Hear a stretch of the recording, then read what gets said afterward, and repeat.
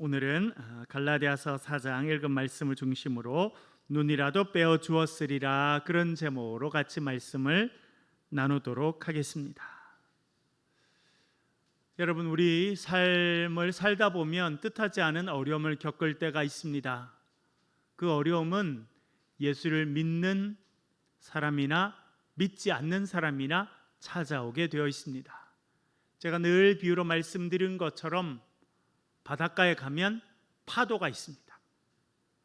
여름이 돼서 바닷가에 가서 또 파도를 보시는 분이 많은데요, 저는 섬에서 태어나서 어릴 때 저희들이 살았던 집 앞에 나가서 산 바로 밑이었는데요, 멀리 바라보면 그 옥포 해 대첩으로 유명한 이순신 장군이 거기서 일본 군함들을 무너뜨린 그 옥포 대첩이 있었던, 지금은 이제 대우조선소라고 하는 대단히 큰 조선소가 거기에 있습니다. 늘 그 바다를 보았습니다.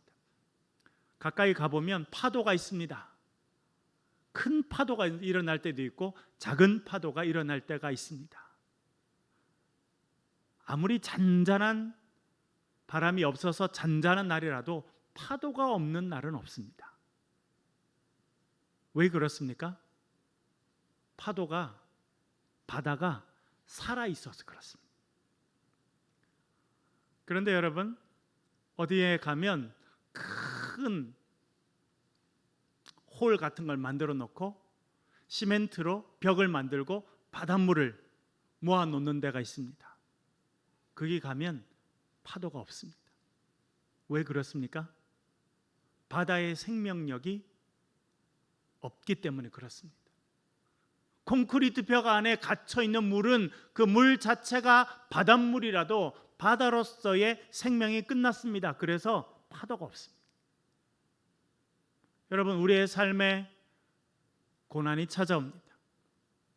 육체 아픔이 찾아오고 원하지 않지만 여러 가지 삶의 어려움이 찾아옵니다. 우리를 공격하고 힘들게 하는 사람들도 있습니다. 그것이 우리의 현실입니다. 왜냐하면 우리가 살아있어서 그렇습니다. 우리가 언젠가 이 땅에서의 삶을 끝마치고 천국에 이르면 그 모든 파도는, 고난의 파도는 사라질 것입니다. 그러나 그 고난의 파도는 우리의 삶이 닿을 때까지 찾아오게 되어 있습니다. 문제는 파도가 있느냐 없느냐, 고난이 있느냐 없느냐, 환난이 있느냐 없느냐가 아닙니다. 그 고난과 파도가 올 때 우리가 어떻게 그것을 받아들이고 어떤 마음으로 대처하느냐라고 하는 것이 중요합니다. 여러분, 사도 바울 참 위대한 신학자입니다. 제가 정확한 통계는 갖고 있지 않습니다만 매년 전 세계적으로 최소 수십 명이 바울을 연구해서 박사학위를 받습니다. 매년 수백 명이 바울을 연구해서 석사학위를 받습니다. 바울은요, 최고의 신학자입니다. 또한 그는 대단한 선교사입니다. 초대교회의 선교의 역사는 사도 바울을 빼놓고는 말할 수가 없습니다. 우리 기독교의 선교의 역사는 사도 바울을 빼놓고 말할 수가 없습니다. 그는 위대한 선교사입니다. 또한 그는 엄청난 목회자였습니다. 교회를 세우고 그 교회를 목회하고 그 교회를 하나님께서 기뻐하신 공동체로 만들어가는 일들을 하였습니다. 그에게 고난의 파도가 있었습니까? 없었습니까? 많았습니다.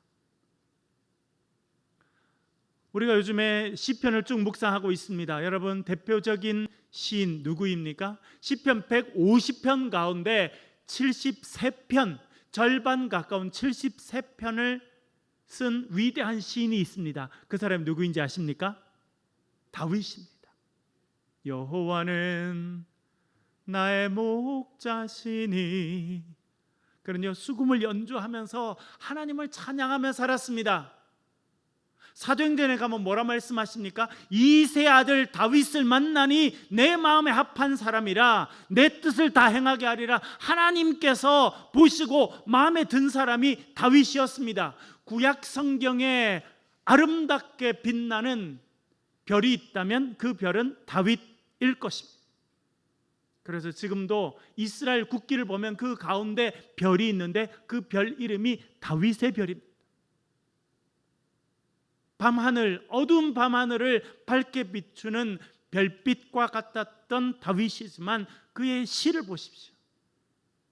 그의 마음속에서 우러나서 지었던 그 시는요, 하나님 어찌하여 나를 버리십니까? 예수님께서 엘리 엘리 라마 사박다니, 나의 하나님 어찌하여 나를 버리셨습니까? 라고 하는 고백은 그의 예수 그리스도의 조상이었던 다윗이 외쳤던 외침입니다. 하나님 어떻게 저를 이렇게 버리실 수 있습니까? 하나님 어찌 저를 이렇게 원수들의 손에 내어두실 수 있습니까? 하나님 응답해 주십시오. 나를 불쌍히 여겨주십시오. 고난과 어려움과 힘든 시간들이 끊임없이 다윗에게 찾아왔습니다. 지난번에 우리 교회 집사님들 성경 공부를 같이 할 때 어떤 분이 그러시더라고요. 어떻게 보면 다윗이 고난이 많았기 때문에, 하나님을 찾지 않고는 견딜 수 없는 시간들이 많았기 때문에 이 아름다운 시가 나오게 되지 않았을까, 그렇게 생각이 듭니다 라고 이야기하셨습니다. 많은 부분이 동감이 됩니다. 여러분, 우리의 삶에 고난의 파도가 다가올 때가 있습니다. 그럴 때 낙심하지 마시길 바랍니다. 물론 인간적으로는요, 낙심이 안 되는 거 아닙니다.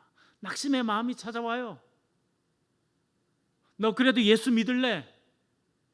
야, 너 예수 믿는다며 니한테 도대체 어떻게 그런 일이 있느냐라고 사람들이 말하는 그런 시간에 찾아올 때가 있습니다. 그러나 그럴 때가 오히려 하나님께서 우리의 연약함을 통해서 역사하시는 시간이라고 하는 것을 기억하실 수 있기를 간절히 바랍니다. 바울이 그것을 오늘 읽은 본문에서 고백합니다. 13절 말씀, 갈라디아서 4장 13절, 육체의 약함으로, 그런 제목을 넣어놨는데요. 13절 한번 읽어보겠습니다. 시작. 내가 처음에 육체의 약함으로 말미암아 너희에게 복음을 전한 것을 너희가 아는 바라. 아멘. 갈라디아서 전체에서 상당히 중요하고 또 해석하기 어려운 표현이 오늘 금방 읽은 4장 13절 말씀입니다. 사도 바울이 이렇게 말합니다. 내가 처음에 육체의 약함으로 말미암아 너희에게 복음을 전한 것을 너희가 아는 바라. 어떤 의미냐면 사도 바울은요, 이 갈라디아 지방에 가서 복음을 전해야겠다라고 계획하고 있지 않았던 것 같습니다. 이 근처를 지나서 다른 곳으로 가서 복음을 전하려고 하는 마음을 먹고 있었던 것 같습니다. 그런데 뜻하지 않은 큰 어려움이 찾아옵니다. 그의 육체가 크게 병들게 되었습니다. 그래서 더 이상 자기가 계획한 그대로 타 지역에 가서 복음을 전할 수 없었습니다. 큰 어려움을 겪으면서 그가 갈라디아 지역에 복음을 전하게 되었다고 생각됩니다. 이 뒤에도 나옵니다만, 그러면 이 사도 바울이 말하는 육체의 약함이라고 하는 것이 무엇일까?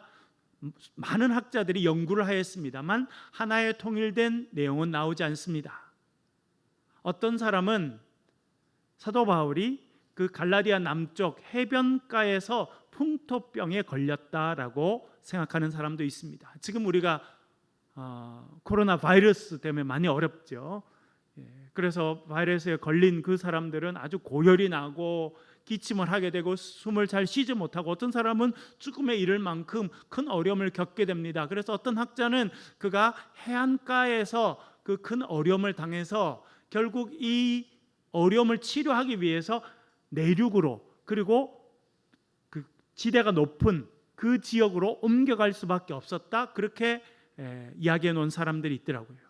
그래서 그가 비시디아 안디옥이라고 하는 훨씬 내륙 지방, 그리고 고도가 높은 지방으로 가서 복음을 전하게 된 것이 아닌가, 그렇게 해석하는 학자가 있는 것을 보았습니다. 그것이 무엇인지 알지 못하지만 사도 바울은요, 자기가 복음을 전하기로 계획하고 가려고 하는 방향이 있었습니다. 그런데 뜻하지 않게 중병에 걸리게 됩니다. 큰 어려움을 겪게 됩니다. 그래서 그 병을 치료하기 위해서 그 지역에 머물게 되었는데 그 지역에서 복음을 전하게 됩니다. 그것이 갈라디아 교회라는 거예요. 여러분들이 계획하고 생각한 것이 있는데 그것이 뜻대로 안 된 적이 있으십니까? 없으십니까? 한 번도 나는 그런 적 없다, 그런 분 안 계시죠? 대부분은요, 목사님 사실은요 저는요 이렇게 하고 싶었는데요 이렇게 오게 됐네요 하는 분들이 많으실 겁니다. 사도 바울이 그 이야기를 하고 있는 겁니다. 사실은 내가 갈라디아 교회에 복음을 전하려고 했던 계획이 아니었는데 나의 육체의 연약함으로 인해서 내 육체가 큰 어려움을 겪음으로 인해서 이곳에 복음을 전하게 되었다고 하는 것을 여러분들도 아시지 않습니까? 라고 말하고 있는 것입니다. 여러분, 여기는요 또 한편으로는 이 표현 뒤에 있는 바울의 삶의 자세, 신앙의 자세를 배울 수 있게 됩니다. 그것은 무엇입니까? 자기가 계획한 대로 끝까지 밀어붙이기보다는 하나님께서 이 기회를 통해서 나를 사용하신다라고 인정하고 살아갔던 사람이다라고 하는 것입니다. 그가 계획했던 곳이 있었습니다. 갈 곳이 있었어요. 가서 복음을 전해야 될 곳이 있었는데 그의 육체의 연약함으로 인해서 그가 병들고 큰 어려움을 겪음으로 인해서 그의 방향이 수정됩니다. 그리고 갈라디아라고 하는 곳에서 복음을 전하게 되었는데 그것이 하나님께서 자신을 인도하신 것이다. 그가 스스로 그렇게 고백하고 인정하고 살아갔다는 것을 우리는 본문을 통해서 알게 됩니다. 여러분, 때때로 뜻하지 않은 어려움을 겪을 때가 있습니다. 뜻하지 않은 길로 우리의 길이 열릴 때가 있습니다. 여러분, 그럴 때 하나님의 인도하심이 그곳에 있다고 하는 것을 인정하며 살아가실 수 있기를 간절히 바랍니다. 그 어려움을 겪으면 하나님, 제가 이런 일, 선한 일을 하려고 했는데 왜 이렇게 저를 어렵게 하십니까? 그렇게 하시지 말고 하나님, 어떤 뜻이 있습니까? 제가 가려고 했던 방향이 막혀지고 또 다른 길이 열려진 것은 어쩐 일입니까? 라고 하나님께 기도하고 또 하나님께서 확신을 주실 때 그 길을 걸어가는 것, 그것이 우리 신앙인의 삶의 자세라고 하는 것을 우리는 사도 바울을 통해서 배우게 됩니다. 그런데 이때요 대단히 중요한 사람을 만나게 됩니다. 그 사람들이 오늘 편지를 사도 바울이 쓴 갈라디아 사람들인데요, 그 사람들이 어떻게 했는지 조금 더 자세히 살펴보겠습니다. 두 번째는 눈이라도 빼서 내게 주었으리라. 오늘 제목이 나온 곳인데요, 갈라디아서 4장 14절 15절 두 절을 우리 주의 깊게 한번 읽어보겠습니다. 시작. 너희를 시험하는 것이 내 육체에 있으되 이것을 너희가 업신여기지도 아니하며 버리지도 아니하고 오직 나를 하나님의 천사와 같이 또는 그리스도 예수와 같이 영접하였도다. 너희의 복이 지금 어디 있느냐? 너희가 너희에게 증언하노니 너희가 할 수만 있었더라면 너희의 눈이라도 빼어 나에게 주었으리라. 아멘. 14절에 가면 좀 더 구체적으로 나옵니다. 사도 바울이 어떤 육체의 어려움을 겪었는지 잘 알지 못하겠는데 사도 바울이 이렇게 써놨어요. 너희를 시험하는 것이 내 육체에 있으되.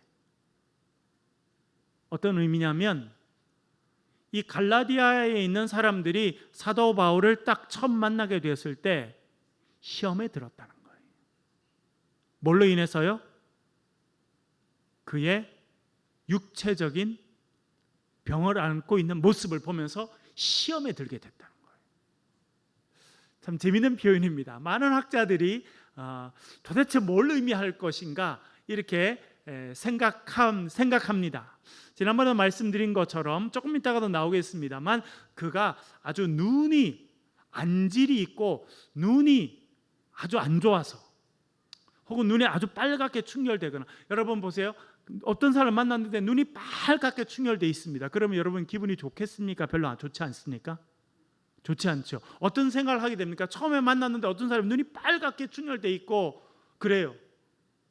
어떤 사람들은 저 사람이 건강이 안 좋은가? 혹은 귀신에 들렸나? 라고 할 수도 있습니다. 안질, 눈이 안 좋았을 가능성에 대해서 학자들도 많이 이야기합니다. 두 번째는 지난번에 말씀드린 것처럼 간질이 있었을 수도 있겠다. 간질. 여러분, 간질을 경험하는 것은 참 어려운 일입니다.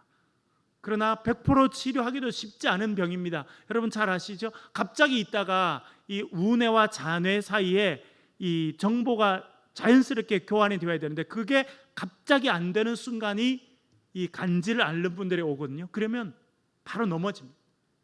몸을 떨고 거품을 품고. 옛날에 의학이 발전하지 않았을 때는 사람들이 그런 모습을 보고는 어떤 생각을 하냐면 귀신이 그를 붙잡는 시간이다라고 생각했던 사람들도 많았습니다. 만약 사도 바울이 그랬다고 하면 사람들이 저 사람 무서운 사람이네, 혹은 귀신에 붙잡힌 사람이네 라고 생각할 가능성도 있습니다. 또 그 다른 가능성은 말씀드린 것처럼 그가 아주 심한 풍토병에 걸려서 몸에 열이 나고 몸을 움직일 수 없는 아주 큰 그런 육체적인 어려움을 정기적으로 좀 겪어갔던 그런 사람일 가능성도 있습니다. 여러분, 고린도 후서 우리가 배울 때 한번 살펴보았죠. 고린도 후서에서 그가 뭐라 그럽니까? 나에게 육체에 가시가 있었다, 그렇게 이야기합니다. 나에게 육체에 가시가 있었는데 육체의 가시를 그가 뭐라 불렀냐면 사탄의 사자라고 불렀어요. 그러니까 이것이 얼마나 자기에게 힘들었냐면 이거는 사탄이 나에게 보낸 사자다. 그것이 내 육체 가운데 있어서 그 육체의 가시가 나를 찌른다. 그것이 무엇인지 우리는 정확하게 알 수 없습니다만 그를 정기적으로 괴롭혔던 엄청나게 힘들고 어려운 육체적인 아픔이 그에게 있었다고 하는 것을 알게 됩니다.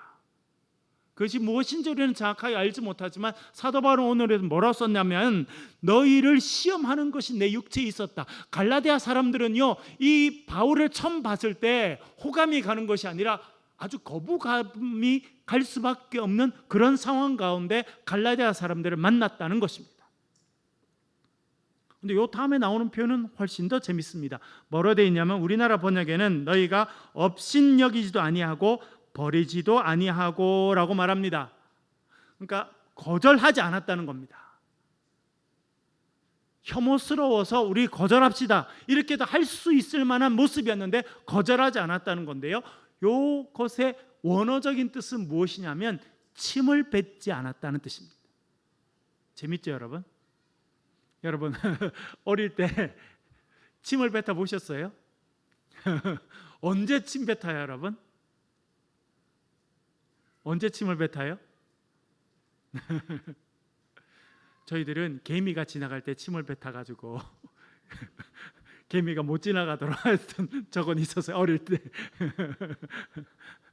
그리고 또 언제 침 뱉어요? 얼마 전에 제가 산에 갔다가 반바지를 입고 운동을 하러 갔는데 벌레가 이렇게 앉아서 무릎을 탁 쳤는데 벌레가 물었어요. 그럼 어떻게 해요? 예, 제 아내는 아주 질색해요. 제발 그렇게 좀 하지 말라. 근데 저는 뭐 당연히 침을 뱉어서 딱 이렇게 다리에 발랐죠. 훨씬 나은 것 같아요. 제 생각이시죠. 의사분이 계셔서 좀 조심스럽습니다만 제가 또 김준희 선생님께 물어볼게요. 이렇게 침이 효과가 있는지 없는지. 하여튼 금방 따갑고 아플 때 침을 이렇게 하니까 괜찮은 것 같아요. 뭐 의학적인 증거는 없습니다만 어릴 때부터 이렇게 해왔죠. 그런데 그 정도가 아니라요, 어떤 사람을 향해서 사람들이 침을 뱉는다. 어떤 의미일까요?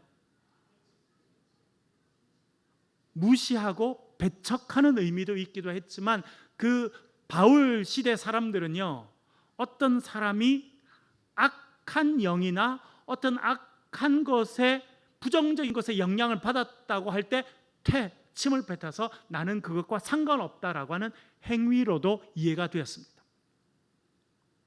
그러니까 지금 사도 바울이 병에 걸렸는데 그냥 멀쩡한 상태가 아니라 사람들이 되게 싫어할 만한, 환영할 것이 없는 그런 모습, 심지어 어떤 사람은 침이라도 택 뱉고 나는 너와 상관이 없다라고 말하고 행동할 만큼의 상황 가운데 처하게 되었다는 것입니다. 우리가 그것이 무슨 병인지 모르지만 아주 심각하고 사람들이 좋아하지 않을, 심지어 혐오하고 침을 뱉을 만한 그런 형편 가운데 있었다는 겁니다. 그것이 사도 바울의 형편이었다는 거예요.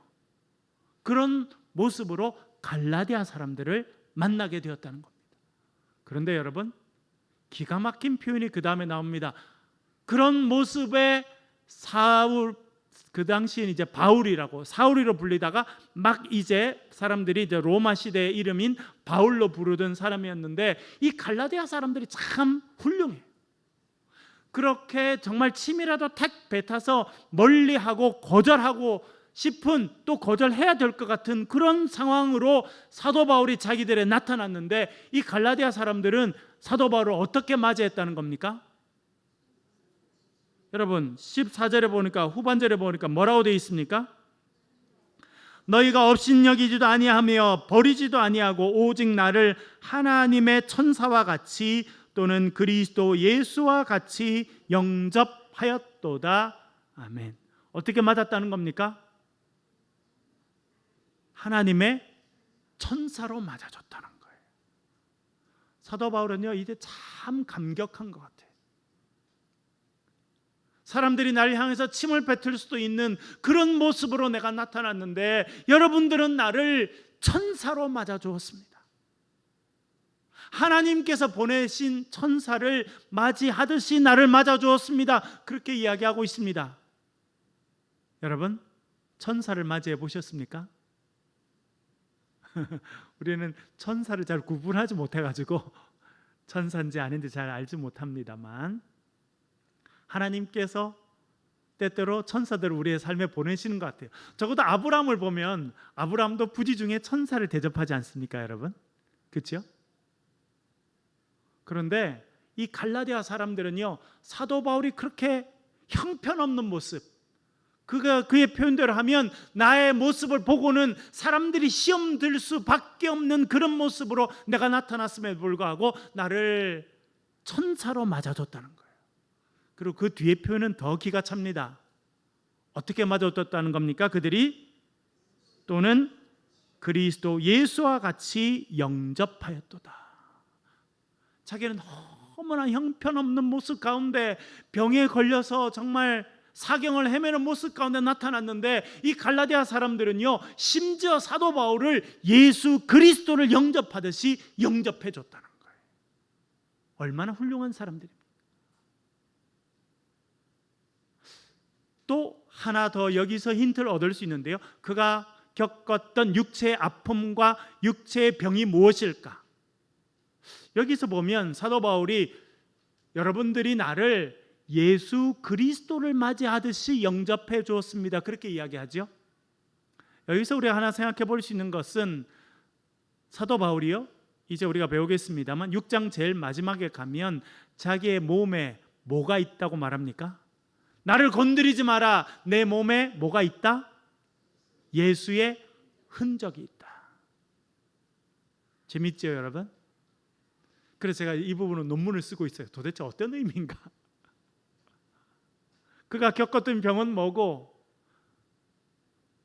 왜 예수 그리스도를 맞이하듯이 했다라고 이야기하고 있는지. 제일 마지막에 보면 나를 건드리지 말아라. 나에게는 예수 그리스도의 흔적이 있다. 스티그마라고 하는 헬라어 단어인데 말씀드렸죠. 그것은요, 그의 몸에 채찍 맞은 흔적, 돌에 맞았던 흔적, 복음을 전함으로 인해서 그가 겪었던 고난과 아픔으로 인한 흉터와 상처들이 몸에 있었습니다. 그것을 그는 그리스도의 흔적이다, 예수 그리스도의 흔적이 내 몸에 남아있는 거다. 예수님이 십자가에 달리셔서 못 박히시고, 그 전에 채찍 맞으시고 매 맞으시고 고난당하셨던 그 흔적이 내 몸에도 남아있다라고 이야기하고 있는데, 그래서 사도 바울이 갈라디아 사람들이 자신을 예수 그리스도로 영접했다라고 하는 것은 그의 몸에 있었던 상처와 고통과 채찍의 어떤 그런 흔적들을 본 것이 아닐까, 그렇게도 생각이 됩니다. 정리하면요, 우리가 그의 모습이 어떤지 알지 못하지만 사람들이 좀 싫어하고 좀 꺼려할 만한 모습으로, 심각한 상황 가운데 사도 바울이 복음을 전했습니다. 그런데 갈라디아 교인들이 너무 훌륭해요. 받아줘요. 침뱉지 않고, 배척하지 않고, 갖다 내버리지 않고, 부정하니까 갖다 내버려라, 저 사람 때문에 우리 병이 오를 수도 있지 않느냐, 그렇게 할 수도 있는데 그렇게 하지 않았다는 겁니다. 천사로 맞아주고 예수 그리스도를 영접하듯이 맞아준 사람들이 갈라디아 사람들이라는 거예요.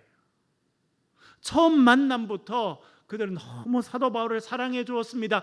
사도 바울이 나중에 몸이 회복된 다음에 거기서 교회를 세워가면서 그들을 전심으로 사랑하고 전심으로 아끼게 됩니다. 그래서 우리가 또 배우겠습니다만 다음번에 나의 자녀들아, 자녀라고 부릅니다.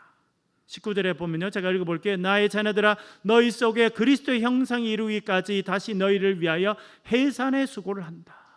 사도 바울은요, 이들을 어떻게 사랑했냐면 엄마가 아기를 낳는 그 사랑과 심정과 헌신으로 이 갈라디아 사람들을 사랑하고 보호하고 격려하고 믿음의 사람으로 세워주는 일을 하게 됩니다. 여러분, 얼마나 아름다운 관계입니까?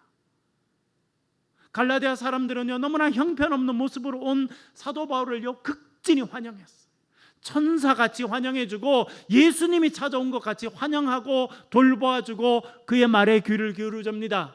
사도 바울은요, 그 사람들을 영적인 자녀로 생각하고 이 영적인 자녀들이 그리스도의 모습을 가진 사람들로 성장하도록 그가 최선을 다해서 도와줍니다. 그런 아름다운 관계가 이루어진 것이 갈라디아 교회였다라고 하는 것을 말해주고 있습니다. 여러분, 여러 가지 부족한 저를 위해서 더 많이 기도해 주시길 바랍니다. 저도 여러분을 위해서, 여러분의 가정과 자녀를 위해서 기도하겠습니다. 그래서 정말 교인들은 목회자의 부족함들을 보고 안아주고 환영해주고 격려해주고 그런 교회가 되고, 목회자는 정말 아기를 낳는 심정으로 해산하는 심정으로 교인들을 섬기고 사랑하고 그렇게 살아가는 교회, 그런 교회는 정말 성령의 인도함을 받는 건강한 믿음의 공동체가 될 줄로 믿습니다. 우리 교회가 그런 교회가 될 수 있기를 주의 이름으로 간절히 축원합니다.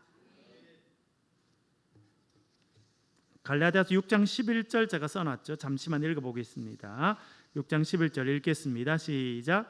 내 손으로 너희에게 이렇게 큰 글자를 쓴 것을 보라. 아멘. 그래서 어떤 분들은 그의 병으로 인해서 눈에 심각한 어떤 고통이나 아픔이 오게 돼서 그가 이제 눈을 잘 보지 못하게 돼서 큰 글자로 쓰게 되지 않았을까라고 생각하는 근거는 여기에 있습니다. 그러나 이거는 여러 가지 이제 가능성 중에 하나라고 생각이 됩니다. 그런데 16절, 17절 그렇게 순수하게 사도 바울을 사랑하고, 사도 바울은 정말 해산하는 여인의 심정으로 그 공동체를 사랑하고 격려해서 너무나 훌륭한 공동체가 됐는데 공동체는 큰 어려움을 겪습니다. 그것을 이렇게 말합니다. 참된 말을 함으로 원수가 되었느냐, 그렇게 제가 제목을 넣어놨는데요. 16절 17절 읽어보겠습니다. 시작. 그런즉 내가 너희에게 참된 말을 함으로 원수가 되었느냐, 너희에게 대하여 열심내는 것은 좋은 뜻이 아니요 오직 너희를 이간시켜 너희로 그들에게 대하여 열심을 내게 하려 함이라. 아멘. 사도 바울이요, 그 갈라디아의 교회를 세웠습니다. 그리고 그는 다시 본부인 안디옥으로 돌아갑니다. 그런데 곧 누가 오게 되었냐면 유대주의자들. 지난번에 말씀드렸습니다만 이 사람들의 특징이 몇 가지 있는데, 첫 번째는요, 예수 믿는 사람들이에요.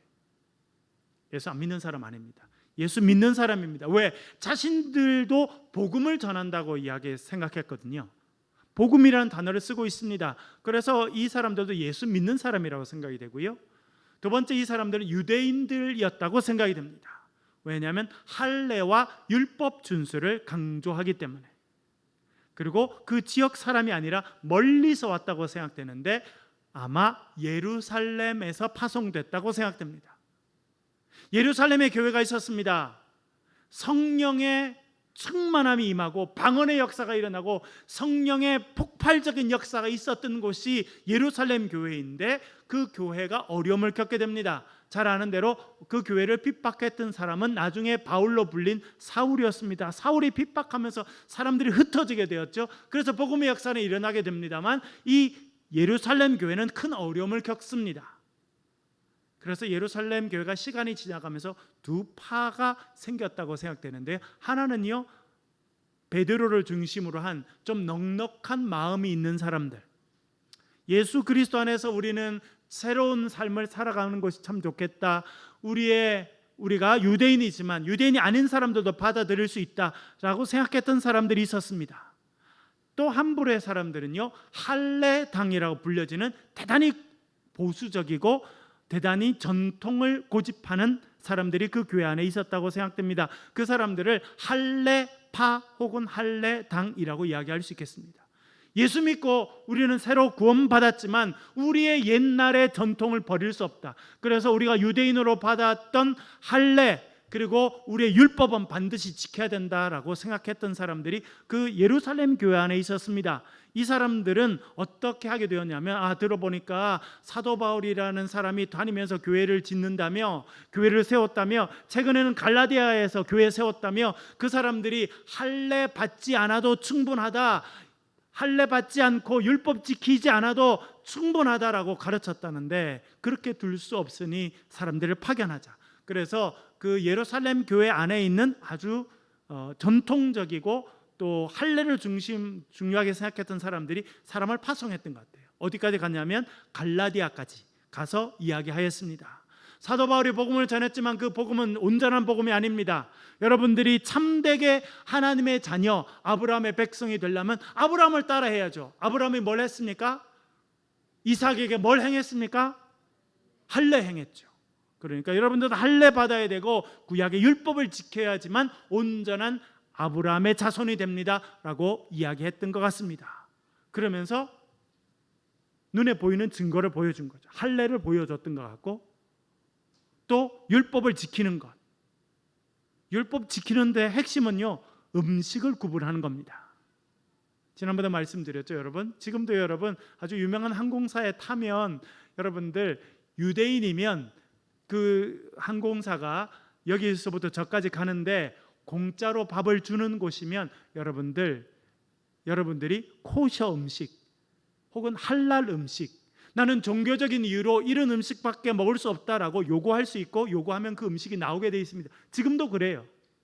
우리나라는 그런 일이 별로 없습니다만, 제가 미국에서 한 10년 사니까 미국의 큰 마트에 가면요, 반드시 코셔라고 해서 유대인들이 먹는 음식, 유대인들이 먹을 수 있는 음식들을 쫙 전시해 놓은 것이 반드시 있습니다. 여러분, 이건 되게 큰 효과가 있어요. 왜요? 나도 그렇고 딴 사람도 그렇고 자기가 누군지를 확실하게 보여주는 거예요. 나는 돼지고기 안 먹습니다. 왜요? 난 유대인이거든요 라고 하는 것을 확실히 보여주는 방법이라 아주 매력적입니다. 그래서 이 바울의 반대 역할을 했던 사람들의 본인들이 말하는 복음, 그러니까 예수 믿는 것으로 다 충분하지 않고 할례도 받아야 되고 복음 율법도 지켜야 된다라고 하는 이 사람들의 가르침은 대단히 매력적이었습니다. 그리고 이 사람들은 아주 그걸 강하게 이야기했던 것 같아요. 그래서 이 사람들이, 갈라디아 교인들이 받아들였어요. 그런데 그걸로 끝마치면 되는데 이 사람들은 그걸로 끝마치지 않고 결국 갈라디아 교인들을 사도 바울과 원수가 되게 했어요. 오늘 16절에 나오잖아요. 그렇죠? 사도 바울은 뭐라 그럽니까? 그런즉 내가 너희에게 참된 말을 함으로 원수가 되었느냐?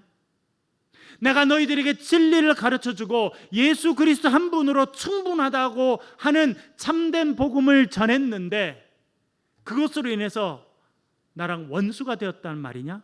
여러분, 여기 원수가 되었다라고 하는 표현을 쓰고 있습니다. 그건 무엇이냐면 갈라디아 사람들 중에 일부의 사람들은 사도 바울을 이제 적으로 생각했다는 거예요. 적으로.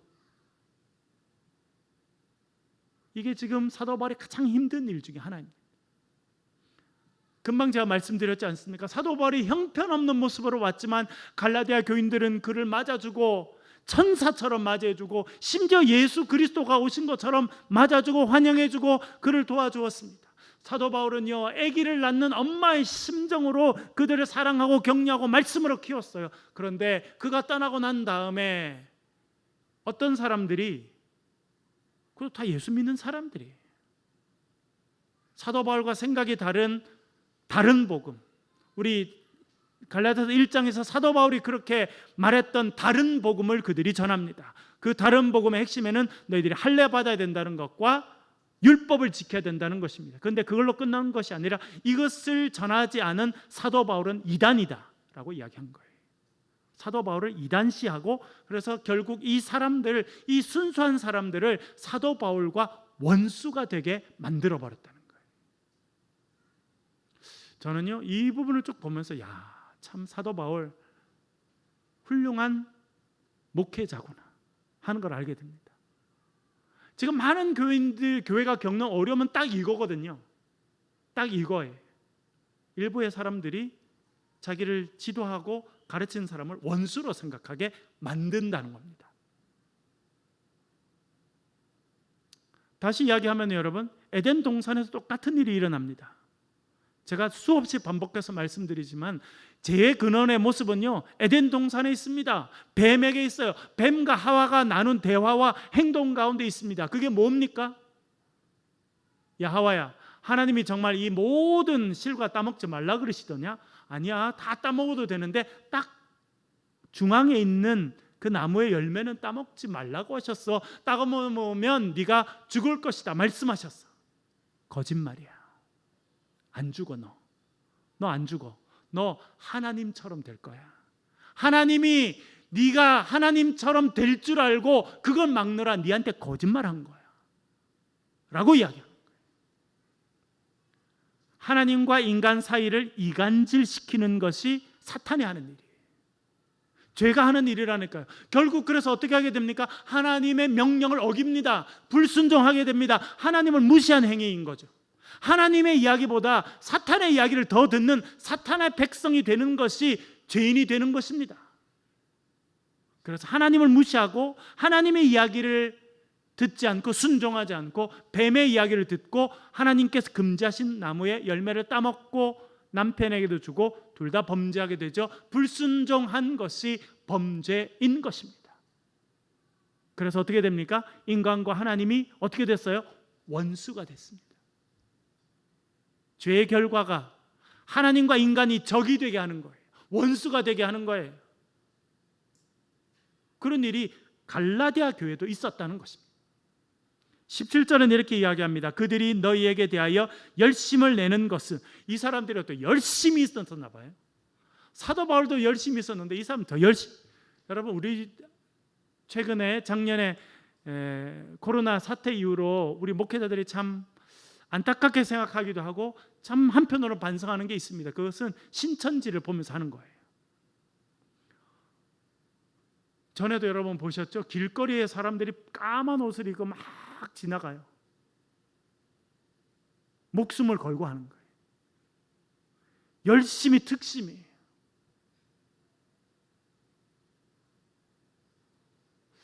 잘못된 생각을 하는 사람들은 어떻게 그렇게 열심히 특심인지 목숨을 걸고 그걸 전해요. 여러분, 신천지에 빠진 청년들, 저도 간증을 들어보기도 하고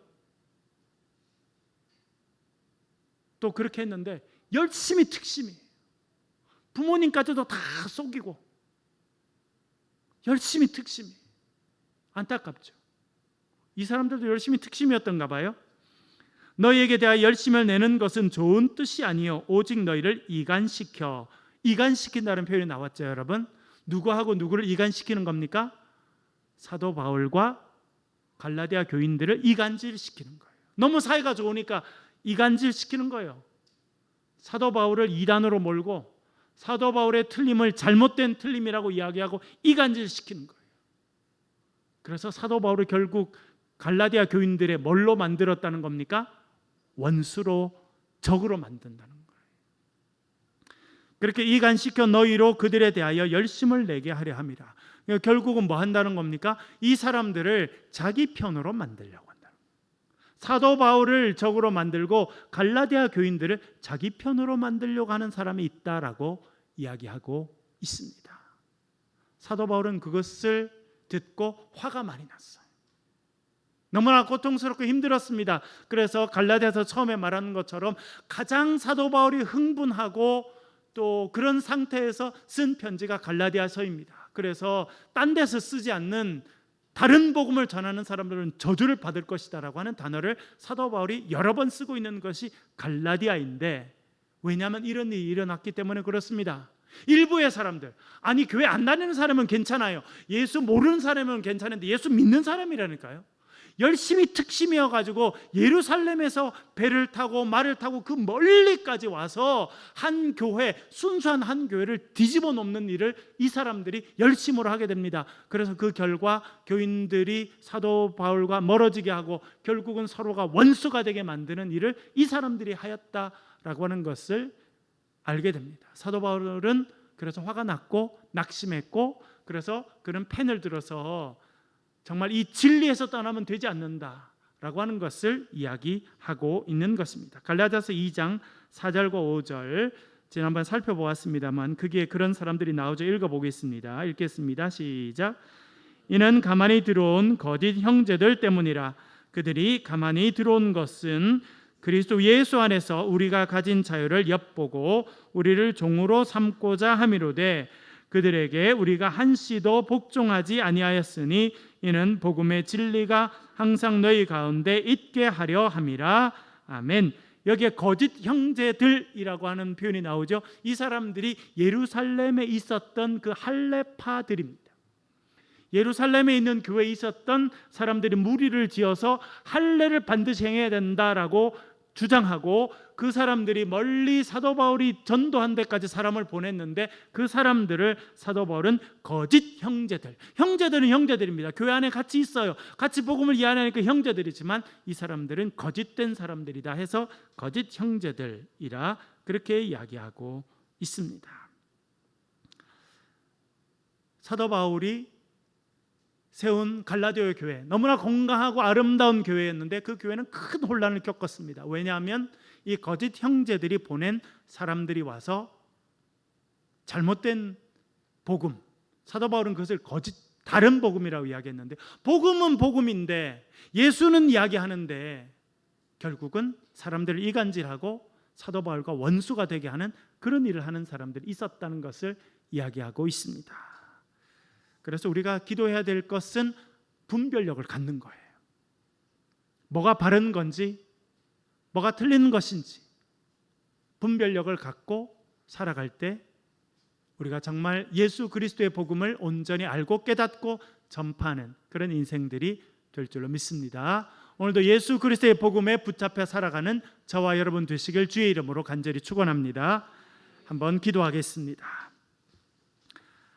기도하실 때 하나님, 저희들에게 분별력을 주셔서 또 은혜의 마음을 주셔서 복음이 아닌 것에, 잘못된 가르침에 휩쓸리며 살아가는 자들이 아니라 이간질하고 분열시키는 일에 쓰임받는 자들이 아니라 하나님 기뻐하시는 일들을 감당하며 예수 그리스도의 복음을 전파하는 인생으로 살게 도와달라고 기도해 주시고, 또 코로나로 인해서 여러 가지 어려움들이 있습니다. 이 나라와 민족을 위해서 기도하겠습니다. 소리를 내서 동성으로 기도하시고 특별히 우리 자녀들 믿음과 건강 가운데 잘 성장하도록 기도해 주시고 부탁드립니다. 기도하겠습니다.